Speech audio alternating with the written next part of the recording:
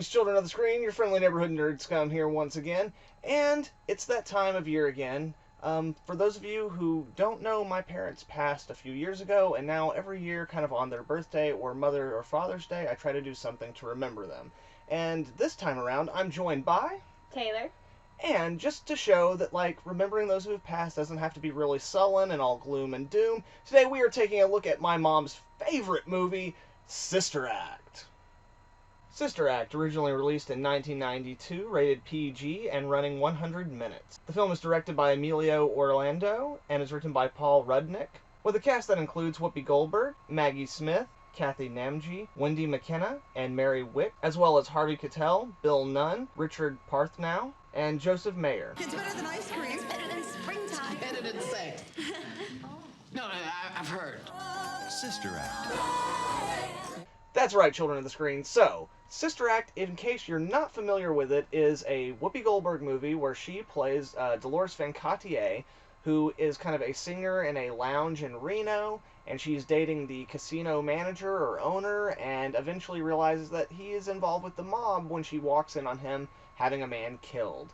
So she goes into witness protection, and in order to hide her from her gangster ex-boyfriend, the police put her into a convent. And obviously there is like the whole fish out of water aspect, but eventually because of her background in music, she ends up leading their choir, and it becomes quite popular. So, as I said before, this is pretty much my mom's favorite movie, this and its sequel. It's definitely the one that we watched the most growing up, and despite the fact that it is by far not a perfect movie, I have to admit, not just nostalgia-wise, but I kind of love this movie also. It's brought to us by the same guy who did Dirty Dancing, which is another movie that, like, I don't give a shit what anybody says. I love that movie. It's awesome. So, Taylor, I understand that you also had a little bit of history with the movie. Overall, what are your general thoughts? I absolutely love this movie. It's always been like something that when my mom was like, hey, we're gonna watch Sister Act, I was the first one to sit down in my spot. I was like, let's do this. Indeed. Let's do this. So now we're going to dive in a little bit more in-depth into, like, don't get me wrong, guys, we are going to mention a couple of things that aren't awesome, but yes, as this is a celebration of my mother's birthday and a movie she liked, we're going to mostly focus on the positive aspects on this one. There are 3 vows every nun must accept. The vow of poverty, the vow of obedience, and the vow of chastity. I am out of here. Alright, so Taylor, what is one of the things that makes you love Sister Act? I just love the casting for this. Absolutely. Like, I thought that it was absolutely perfect because they all meshed together so well for this specific thing. Yeah, like, the cast functions very much the same way that a functioning choir functions. Like, every person doing their own little part in just, like, perfect harmony to, like, create the overall tone and flow of these characters and their journey. It's a really fantastic cast. Like, again, the ladies, and I'm sure, guys, that I butchered those names whenever I was going through them in the opening segment, but it's a great cast, full of a lot of people who you may not know their name, but you've definitely seen them and stuff before. And not just the nuns, like, getting Harvey Keitel to be, like, the gangster of the movie, like, his part's almost a nothing part, but because it's Harvey Keitel, it does have a little bit of weight to it. Oh, yeah. With his history and, like, playing, like, badass gangster-type dudes, you know, it works. So yeah, the cast is very, very good, and definitely in the moments where the movie kind of falls short in other departments, the cast absolutely saves it. Oh, yes. Yeah, any of those moments absolutely rocks. So yeah, cast is great. For me, one of the main things that I really love in this movie is, and I loved it just as much when I was a kid, but I really genuinely enjoy the music in this movie.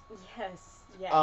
Again, like anyone who's watched the channel for a while knows, I'm not an overly religious person. I'm not religious at all. Yeah. But I did grow up in the church, and because my mother loved Motown and all that kind of stuff, as a kid, it's something that I definitely responded to, and as I'm older, I keep expecting that when I watch the movie, because I'm much more cynical now, that I won't have as much fun with the musical numbers, but they're all well produced. Like, the music is fantastic. They're well, like, whenever they do incorporate, like, movement and stuff like that, like, it's very well choreographed, and, like, even though it's very cheesy, like, the emotions of the scenes always are amplified by the music. Like, there's never a scene where people are getting really into the music and excited, where you're just like, yeah, whatever, you can sing good. Like, no, it's like, the music is maybe not quite as good to get the response that they get in the movie, Yeah. but you don't have a hard time believing that people would kind of that this would be something that would interest people, especially at the time period in which it came out,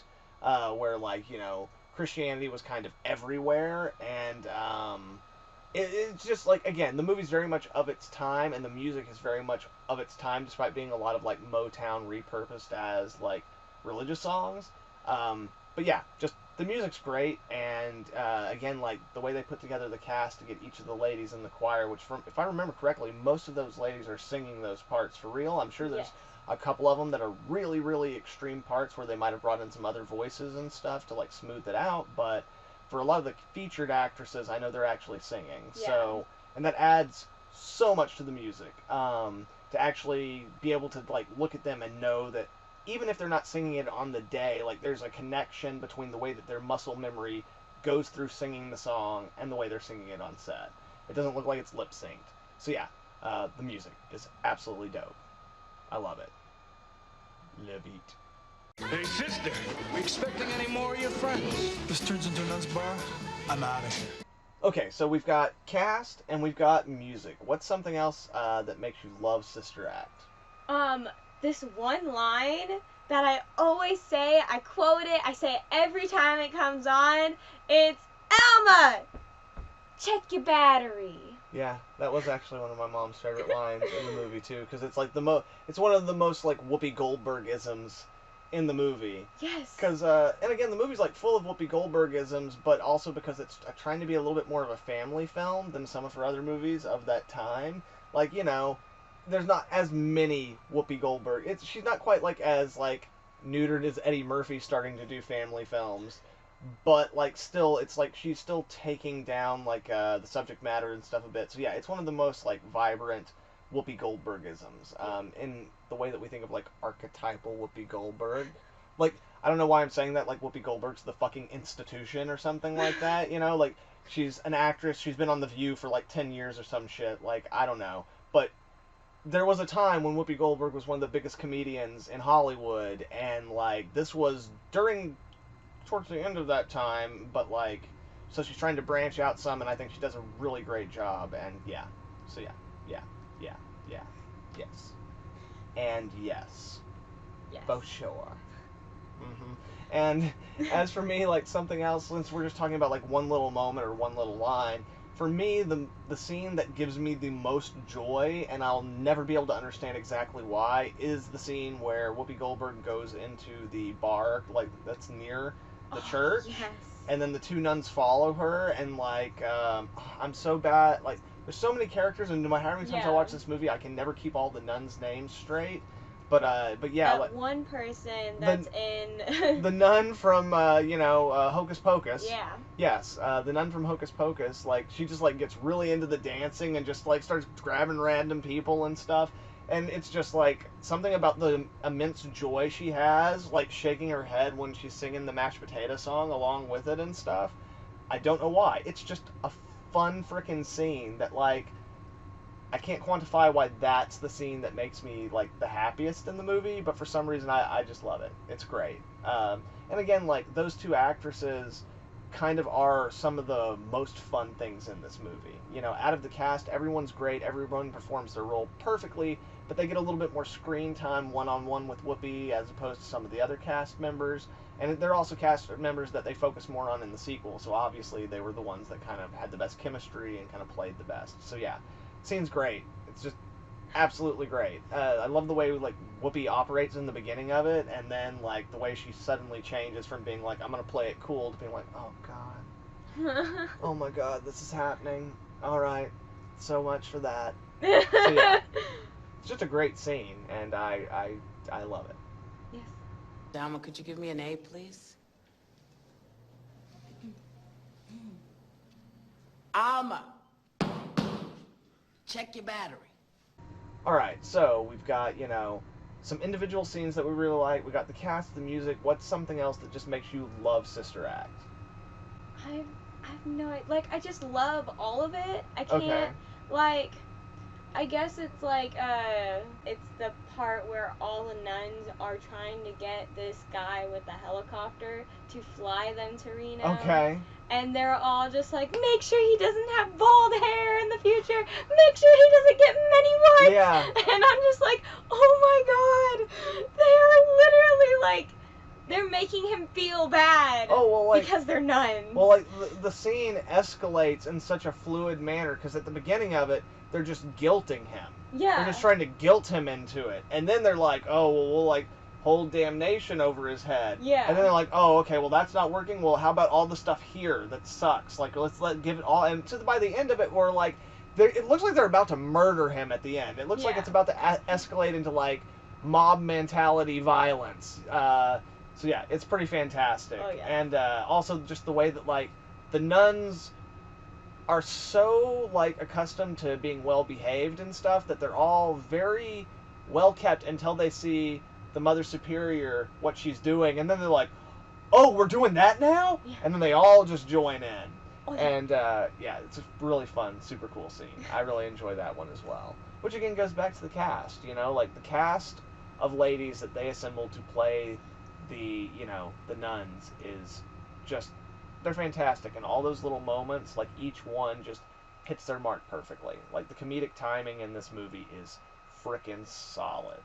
As for me, another thing that I absolutely love in this movie, which is like, it's a weird thing to say about this particular movie, but I really appreciate the, like, production design and, like, the costuming and all those kind of things. And again, like, it's kind of just set in the 90s. There's nothing particular about it that, like, makes it outstanding, but I feel it suits the story very well. Like, the world of, like, the inner city around the church that they managed to convey, like, they very selectively chose the camera angles, and, like, I don't know, something about it, it just really plays for what it is. Like, it's nothing outstanding or, like, you know, that should be receiving, like, high marks, but, like, when I watch the movie, I never feel like they're on a city street set.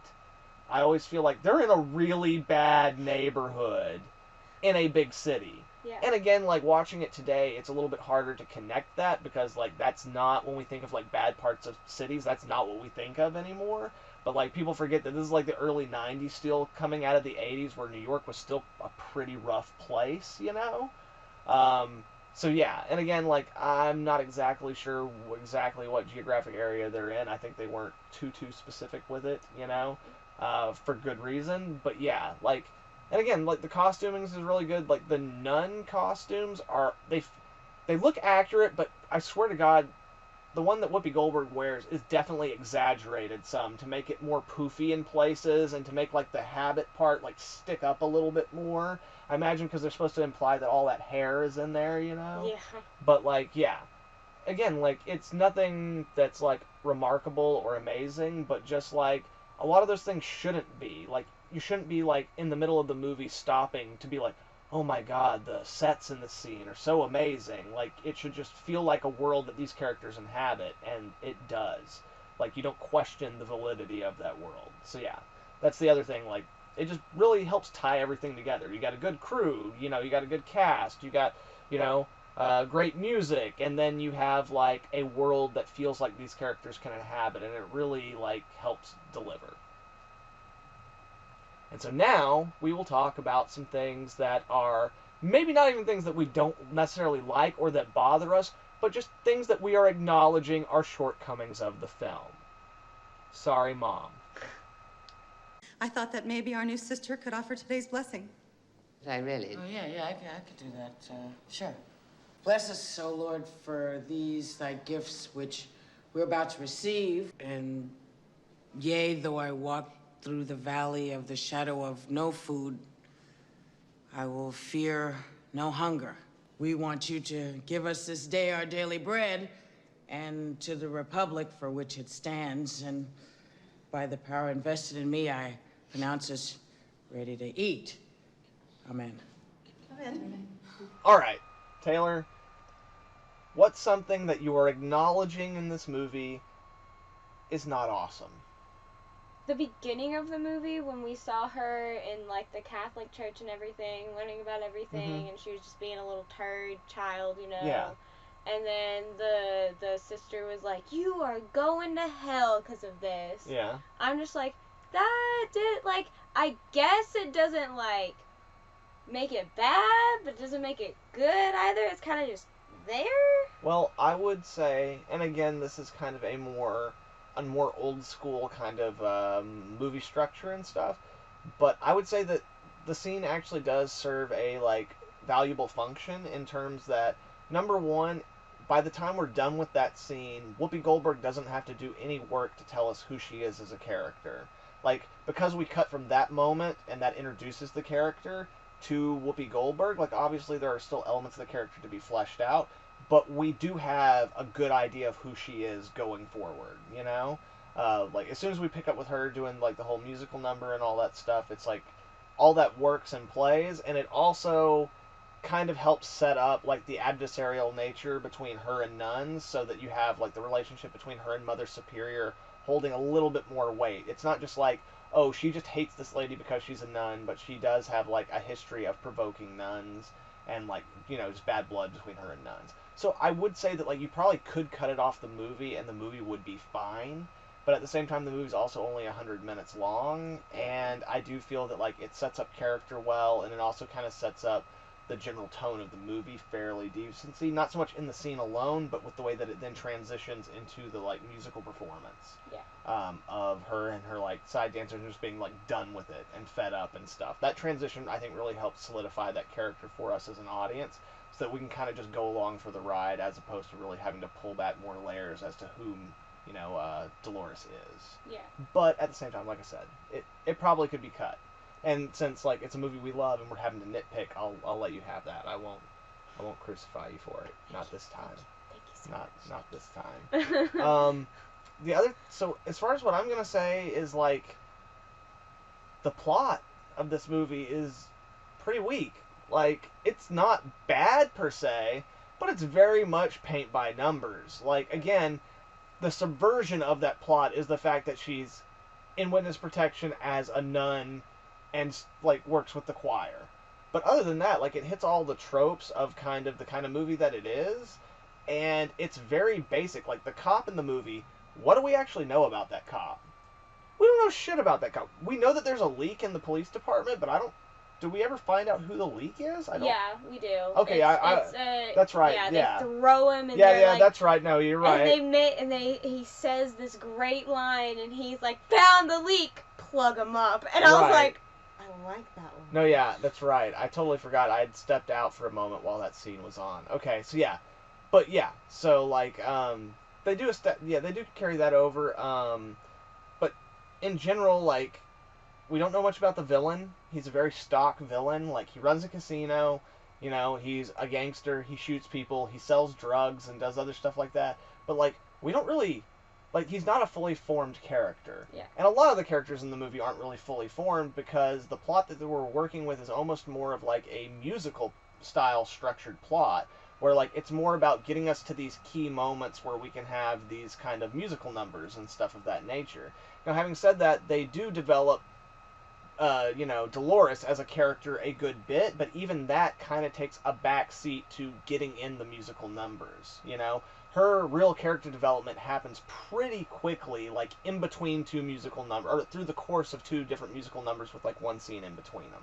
So, if I'm being frank and honest, like, the characters are a little bit weak in this movie, and the plot is almost, like, as cookie cutter as you can get. Oh, yeah. You know? But again, all the things around it that are so good, and, like, all the people who showed up for this movie and gave, like, 110% really makes up for those shortcomings, you know? Like, I will watch this movie for the performances, even if those characters aren't fully formed. It's just, the few moments they have, they leave such an indelible mark, and they're so enjoyable that, like, you kind of just... It's one of those movies where you do kind of just shut your brain off and have a good time. Like, you don't need to know the whole story of Sister Mary Thomas, as long as she makes you laugh because she's a, you know, crotchety old lady, you know? That's all that really matters. So, yeah. So, anyway, guys, as we said, we know the movie's not perfect, and those are just a couple of the things that we are acknowledging are some shortcomings of this film, but despite them, it is still a super enjoyable film, and we really enjoy it. What is she doing?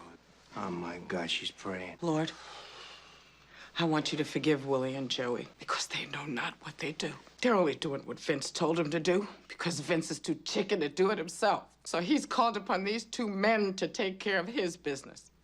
So I want you to forgive them, Lord.